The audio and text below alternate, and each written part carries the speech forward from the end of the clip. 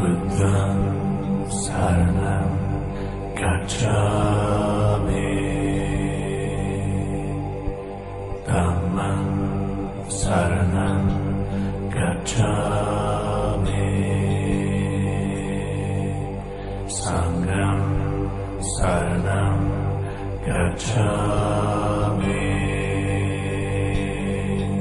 Değerli dinleyicilerim, bu gerçek yaşanmış korku hikayesinde Emel adındaki 19 yaşındaki bir genç kızın 2008 yılında İstanbul Pendik'te başından geçen cin musallatı ve tecavüz girişiminin hikayesini onun ağzından anlatacağım. İyi dinlemeler. Adım Emel, 19 yaşındaydım. 2008 yılında İstanbul Pendik'e taşınmıştık. Yerleştiğimiz daire 8 katlı bir siteydi. En üst katta Kuzeydoğu cephesiydi. Binanın hemen karşısında sitenin B blok binası vardı. O da 8 katlı ve bizim binaya çok yakındı. O sene üniversiteye hazırlanıyor, gece gündüz evimde ders çalışıyordum. 20 yaşında abim vardı. Adı Emrah. Zirzop'un tekiydi. Okulunu dondurmuş, askerliğini erteletmiş, iş desen zaten yok.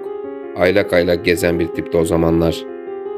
Oraya taşındıktan sonra kötü şeyler seziyor, içimde sürekli bir sıkıntı, bir buhran oluyor, ders çalışmaya bir türlü konsantre olamıyordum. Uykuya düşkün biri olmama rağmen uyuyamıyordum. Bir gece yarısı karşı binada, bizim katla aynı hizada olan dairede tuhaf şeyler olduğunu gördüm. Garip garip sesler, perdesi olmayan odalar içinde dolaşan, sanki siyaha boyanmış adamlar vardı. Bu olaylar haftanın belirli günleri rutin bir şekilde yaşanıyordu.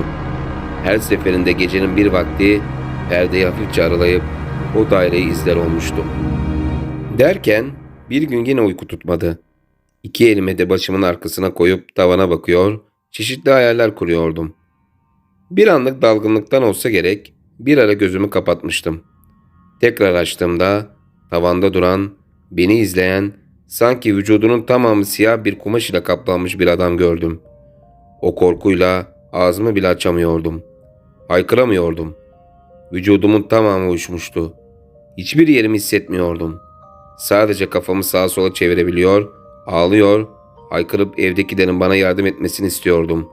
Fakat dudaklarım sanki birbirine dikilmiş gibiydi. Açamıyordum. Her denememde dudaklarım kopacak gibi acıyordu. O varlıkla göz göze gelmiştik. O kızıl gözleriyle sürekli bana bakıyor, gözünü gözlerimden hiç ayırmıyordu. Artık nefes almakta güçlük çekiyor, boğulduğumu hissediyordum. Kelime-i şehadet getirmeye çalışıyordum. Ağzımdan Allah kelimesi çıkar çıkmaz bir anda elim ayağım çözüldü. Odamdaki o kara bulut gitti. Hızlı hızlı nefes alıp veriyor, kalp atışımı duyabiliyordum. Kalbim neredeyse yerinden fırlayacaktı. Hemen annem ve babamın odasına gittim. Onlara yaşadıklarımı anlattım. Babam Karabasan diye bahsetti. Annem de adetli misin diye sordu. Hayır değilim dedim. O gece onlarla beraber kaldım. Ama sabaha kadar uyuyamamıştım. Aynı şeyi 2-3 sefer daha yaşayınca babam gelip beni bir hafta sonra bir hocaya götüreceklerini söyledi. Fakat gideceğimiz hafta köydeki amcamın vefat haberi geldi. O hafta üniversite için sınava girecektim. Babam bu durumdan benim etkilenmemem için abimle beni evde bıraktı. Annem ile ikisi cenaze için köye gitti. 10 gün kadar gelememe ihtimalleri olduğunu söylediler. Abim Emrah geceleri gidiyor, sabah karşı sarhoş vaziyette geliyordu. 4. gün yine gitme diye ısrar etmeme rağmen beni dinlemedi. Yine yalnız kalmış ve çok korkuyordum.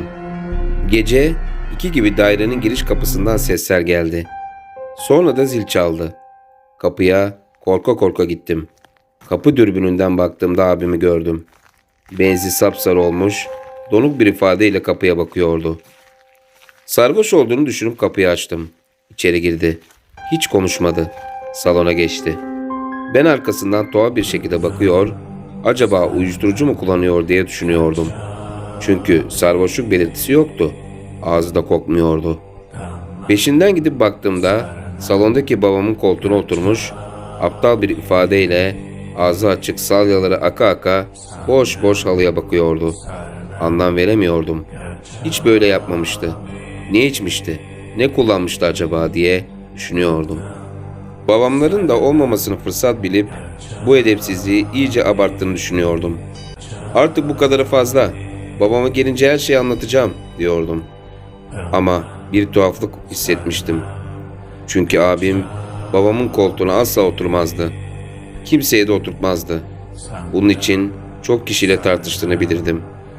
Neyse, sarhoş olduğundandır herhalde diye düşünüp onun evde olmasının rahatlığıyla banyoya girmek istemiştim. Abi, ben banyoya giriyorum. Ben çıkana kadar uyuma sakın. Korkuyorum diye tembihlemiş, salondaki televizyonu açmıştım. Onun ışığı ve sesi uyutmaz diye düşündüm. Banyoya geçtim. Kapıyı kilitledim. Duşakabin siyah, mat camlıydı. Duşumu alıp çıkmak üzereyken bir ses işittim. Duşakabinin kapısını hafifçe araladığımda abimi gördüm. Kapı kilitliydi. Nasıl girmişti içeri? Hem asla öyle bir terbiyesizlik yapmazdı. Şakası bile olmazdı. Gözleriyle dik dik bana bakarken birden o gece bana bakan o bir çift kızıl gözü gördüm. O korkuyla yapabildiğim tek şey duşakabinin kapısını kapatmak oldu. O anda bütün camlar patladı. Buzla buz oldu sanki. Islak ve çırılçıplak vaziyetteydim. Abi kendine gel diye yalvarmaya başladım. Ağlıyor, haykırıyordum ama sesim banyoda yankı yapmaktan başka bir işe yaramıyordu. Abim üzerime saldırdı. Fakat o abim değildi. Aniden bir güç beni banyonun duvarına yüzüstü yapıştırdı. Hiç hareket edemiyordum. O gece olanların aynısı olmuş, ağzım dilim tutulmuş, hiçbir yerimi hissetmiyordum. Geriye dönüp kafamı dahi çeviremiyordum. Belime sarılan o simsiyah kolları ve eli sezebiliyor, boynumda gezen o uzun ıslak iğrenç kokan zımpara gibi siyah dili görebiliyordum. Birden sırt üstü yere düştüm. Kırık camlar sırtımın her yerini kesmiş. Kan akan her noktama simsiyah sivri sivri dişlere sahip sülükler yapışmıştı. Karşımda duran kişi abim değildi artık. Sureti, şekli şemali kitaplarda gördüğüm şeytan andırıyordu. Üzerime uzandı. Benimle ilişkiye girmek istiyordu. Ona karşı koyamıyordum. Hiçbir yerimi kıpırdatamıyordum. Ağlamaktan başka hiçbir şey gelmiyordu elimden. Tamamen çaresizdim. Bayılmak üzere sersem bir hal içerisine girmiş, vücudumun her kası titriyordu. O an etrafımızda düzinelerce cin belirdi ve bir an önce onlara göre eğlence olan bu durumun son safhasını istiyor, hepsi tek bir ağızda garip fısıltılar çıkarıp hain yapıyorlardı. Ben ise artık bu vahşetin bitmesi için ölmek dahi istiyordum. Tam beni elde edeceği esnada televizyondan Kur'an sesleri gelmeye başladı. O anda saliseler içinde her şey bitti. Sanki duman olup dağıldılar. Yanı başıma abimin bitkin düşmüş bedeni yığılıp düşüverdi. Ben son bir gayret ile kalkıp kanlar içinde duvarlara tutuna tutuna sürüne sürüne karşı komşuya gittim. Hemen polis çağırdılar. Ambulans geldi. Bizi hastaneye kaldırdılar. Abimin kalbi 2 sefer durmuş, tekrar çalışmıştı. Ben ise kan kaybından neredeyse hayatımı kaybediyordum. Annem ve babam olayı duyar duymaz hemen geldiler. Onlara olan biteni anlattım. Annem hüngür hüngür ağlıyor, babama o evden taşınalım diye feryat ediyordu. Babam ise tam aksine başka planlar içerisindeydi. Hastaneden taburcu olduğumuzda hemen Sakarya'da bir hocaya gittik. O bir kaba su doldurdu. Okudu, üfledi. Yüzümü o suya değdirmemi istedi. Dediklerini ben ve abim bir bir uyguladık. Fakat bir sorun gözükmüyordu. Çünkü sorun bizde değil evdeydi. Hoca bizle beraber eve geldi. Evi gezdi dolaştı, baktı inceledi. Bir şey yok dedi. Eviniz de temiz. Sorun burada değil diye söylüyor ama onu hissediyorum diyordu. O gece babam onu evde kalması için ikna etmişti.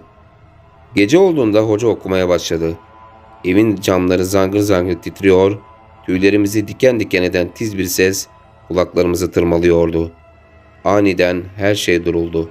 Hoca belinden çıkardığı ipi görünmez bir nesneye bağladı.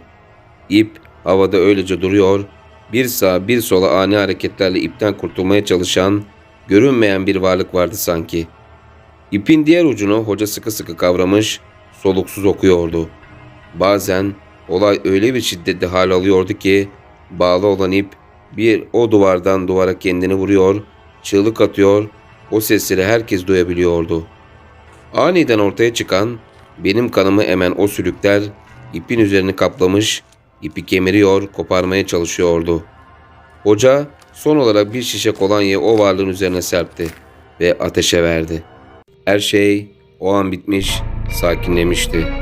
Hoca kanter içine bize dönerek "Tamam, bir daha asla size zarar veremez. Onu yaktım, yok ettim" dedi. Gidip yeniden bir abdest aldı. Hepimize daldırdı. Eve ve bize okudu, üfledi. Evin kapı girişine bir muska yapıp astı. Günler geçti. Sabah erkenden kalktım. Dershaneye gitmek için yola çıkmıştım. Tam binanın kapısının önünde iğrenç bir surat ifadesi olan paspal giyimli bir kadın çıktı karşıma. Bizim karşı sitedeki bizim dairenin tam karşısında yalnız yaşayan kadındı. Bana "Kocamı sen öldürdün. Bunun hesabını sana soracağım" diye bağırıp saldırdı. Kapıcı beni onun ellerinden kurtardı. Polise başvurup şikayetçi olduk. Daha sonra hoca o kadını araştırıp bize "Yaktığım cin sanırım o kadının kocasıymış. Yani o kadın bir cinle evliymiş. O yüzden sana saldırmış" dedi. Kadını akıl hastanesine yatırdılar. Bir daha da onu ne gören ne de duyan olmuş. Kardeşim evlendi. Ben de Siirt'te sınıf öğretmenliği yapıyorum. Bu vahim olayı unutamasam da hayat devam ediyor. Allah kimseye böyle olayları yaşatmasın. Kıymetli dinleyicilerim, bir gerçek yaşanmış korku hikayesi de burada son buldu. Sizler bu etkileyici gerçek yaşanmış olay hakkında neler düşünüyorsunuz? Yorumlarda yazın. Kanalıma henüz abone olmadıysanız abone olup videoyu beğenerek bana en büyük desteği vermiş olursunuz. Ayrıca açıklama kısmındaki Instagram hesabını da takip ederek yeni videolar yayınlanmadan önce haberdar olabilirsiniz. Bir başka hikayede görüşmek üzere. Hoşça kalın.